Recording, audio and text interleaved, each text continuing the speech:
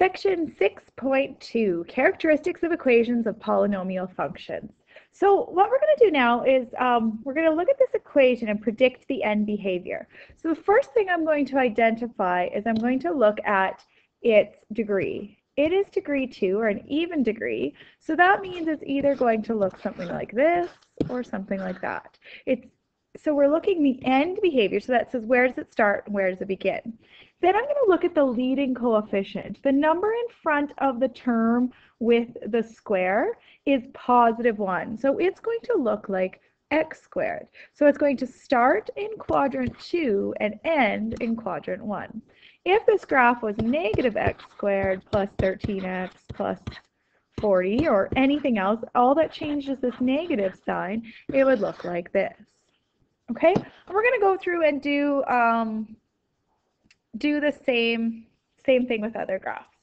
Okay, the graph of a linear function is described as standard form using the slope and the y-intercept. The graph of a quadratic can also be described in standard form using the y-intercept and the direction of opening. How can you predict some of the characteristics of the graph of a cubic polynomial from its standard form? The equations of 9 functions are given in the next page. Use technology to draw the graph. Use a table to record the characteristics of each graph. Okay. So here we have negative 5x minus 2. Okay. So what I'm going to do is I am going to go look at Desmos. And mine's already up there because I go there so often. And I'm going to put in my graph of negative 5, y equals negative 5x squared. So I do the hat above the 6 minus 2. Here is my graph. Now, is that what I was supposed to do? I think it was. Negative 5x plus 2. Okay, looking at this graph, I can scroll, and if I press down, I can move it up and down. I can see that the y-intercept is -2. I can see it's concave down. I can see a bunch of things. Okay, so it says the degree of the function. That degree is going to be 1. It's linear. The number of x-intercepts we saw was 0. The y-intercept -2. End behavior. So it starts in quadrant 3 and ends in 4. Domain and range will be all real numbers. No turning points. Okay, good. Next graph. Now I'm going to see if I can predict. Okay, so x squared minus 6x plus 12. The degree is 2. I can see that on there. The number of x-intercepts, I'm going to guess, is 2. That's because I know that x squared looks like this. I'm minusing 6 and 12, so I know that that means I go down and over. Anyways, the main thing is I know I go down, so I'm pretty sure it's going to be somewhere below there, and I'm going to have 2 intercepts. The y-intercept, what would that y-intercept be? The easiest way to do that is to take 0 wherever you see x, 0 squared minus 6 times 0 plus 12. Well, that's 0 and that's 0. It's just 12. Okay. The end behavior is going to start in quadrant 2, end in 1. The domain, all x, such that x is a member of the reals. All y, such that y is a member of the reals. So what that means is we're talking about any number ever could possibly come up. The number of turning points is going to be 1 because it's a quadratic. Now let's see how good I was at guessing. Oh, 0. So I was wrong. So when we go minus 6x, we actually go up 6 and over 12. So this was 0. Okay, got to get better at my guessing skills. Let's try this. F of x equals minus 2x cubed plus 4x squared minus 3x. Okay, let's fill in the things I'm good at. I'm going to leave x-intercepts later. Degree of the function. Well, this is a degree 3. The y-intercept, if I put 0 in all of these places, I'm just left with 1. So that's going to be my y-intercept. Oops, I meant to write that right here. My y-intercept is 1. End behavior. Okay, so remember a cubic is either going to go something like this or something like that. So this is if it's positive, and this is if it's negative leading coefficient. Negative leading coefficient, it's going to start in 2 and end in 4. The domain is all real numbers. The range is all real numbers as well, because you could see this graph. I could take any y value, x value, and eventually the graph would hit that. I could take any x value and it would hit that. The number of turning points, okay, we go decrease, decrease, decrease, increase, increase, increase. Oh, how do I find turning points? Okay, so that's something I've got to figure out. I know it can either have 0, 1, 2, or 3. So I think I might need to graph this one to figure that out. Okay, so we had negative 2x cubed, whoops, cubed minus, I have such a bad memory, oops, plus 4x squared minus 3x plus 1, plus 4x squared plus 3x plus 1. I think I messed up that middle term. I think it's minus 3x. Let me look again. Minus 3x. Okay. So let's look at this. Its x-intercept is 1. Its y-intercept is 1. Oh, we just needed to know the number of x-intercepts. I could have seen from here that it's just going to be 1. I could have seen that. Okay, and in terms of its turning points, let's look at its turning points here. Its turning points is decreasing, decreasing, decreasing, decreasing. It had 0. Oops. There we go. Okay, let's try another one. So this is almost the same, except for if we look at these equations, now we have changed the leading coefficient to be positive. So let's see how that changes that. Interesting. Now we have a positive coefficient. I'm going to zoom out a little bit, move down, and quite a bit has changed actually. Okay, so we still have a degree of 3. We have x-intercepts, I believe we still only have 1. Our y-intercept is also just 1, and that can be found. If we put 0 here, we get positive 1. Our y-intercept is positive 1. Right there, positive 1. Okay, end behavior. So last time we went from 2 to 4. This time we always go left to right. We go 3 to 1.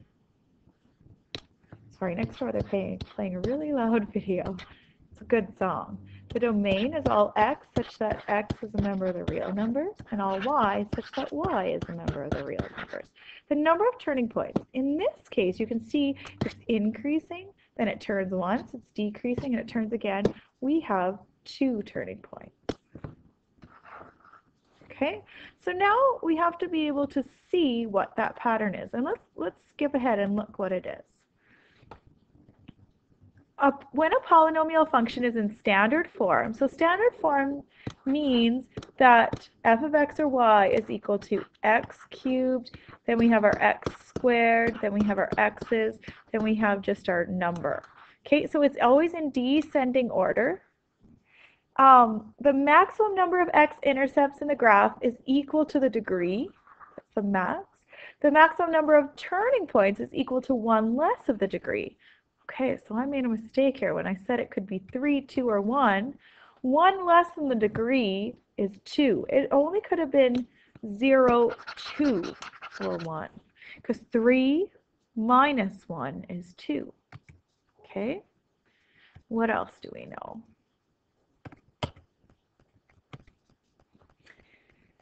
The degree and leading coefficient of the equation of a polynomial indicate the end behavior. So whether or not we have a positive or negative coefficient and that degree determine its end behavior. The constant term, the term with no x's beside it, is the y-intercept.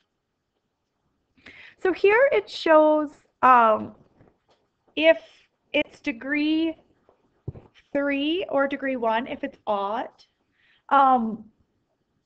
So linear and cubic polynomial functions have similar end behavior. They have a negative leading coefficient, they have similar. So here we have negative leading coefficients, and they always start in 2 and end in 4. If it's positive, they both start in 3 and end in 1. Quadratics are different. If it's negative, they start in 3 and end in 4, and if they're positive, they're 2 and 1. So I always think whenever it's a quadratic to just think about x squared and negative x squared. Sorry, they go like this. And just think if it's positive, it's like x squared, and if it's negative, it's like negative x squared. That's the way I like to think of it. Okay, let's try an example here. This is the example I wanted to. Match each graph with the correct polynomial. Justify your reasoning. Okay, so what I would do here is I would look at each of these. So here I have linears, here I have quadratics, and here I have cubics. I'm going to do my cubics first because you know what? This one starts in 3 and ends in 1.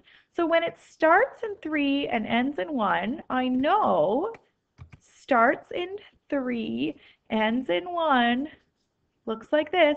I know that the leading coefficient must be positive. So I'm going to look for my cubes. I have either this one or this one, and this one is positive. So I know that this is going to be P. Oops, 3 and 1 is P. Sorry. This one is 2 and 4. That means it's negative, so it must be G of X. Okay, so I've done those two.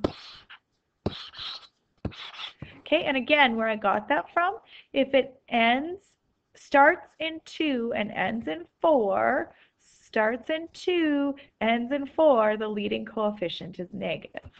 Okay, let's look at another. We have our quadratics. 2 quadratics.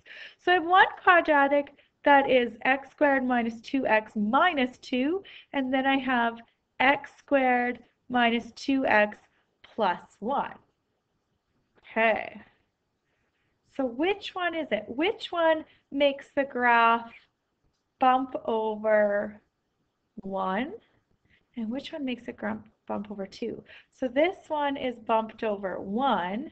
This one is also bumped over 1. Which one would it be? I think there might, let's see. Okay, so what I'm going to look at for these quadratics, I was thinking something silly, but I'm going to look at the y-intercept. So one has to have a y-intercept of negative 2, and the other one has to have a y-intercept of plus 1. Well, this has a y-intercept of plus 1, so it must be k, and this one then must be j, and it has a y-intercept of negative 2. Looks good. Okay, linear. Both have a negative slope. This has a slope of negative 2. This has a slope of negative 1/2. So this one's going to be steeper, so I'm going to put it there, and this one's going to be less steep. The other way we could look at it is y-intercept. This is going to have a y-intercept of negative 3 right there, and this is going to have a y-intercept of negative 3. Oh, actually that wouldn't have helped us, negative 3. So this is the slope that helped us there. Okay. And there'll be times also where they ask you to sketch things. These are ones where there could be more than one correct answer. So this says that its range has to be greater than or equal to negative 2. So there's negative 2 down here. The function must always be above that. And its y-intercept is 4. So there's something right there. So I could have a quadratic equation that looks something like that. It's always greater than or equal to 2. Oh, but it needs to come down to 2 at some point as well. So that would actually not quite be right. I would have to, let's see if I can draw that. It would have to come through and then come to 2 and then back up. That is not my best quadratic equation, but that could be a function that fits that characteristic. Okay, in this one, it's any y value. Its turning points, it turns once in quadrant 3 and another time in quadrant 1. So it turns once in quadrant 3, another time in quadrant 1. It would have to look something like that. Okay, so those are the types of questions they might get you to do.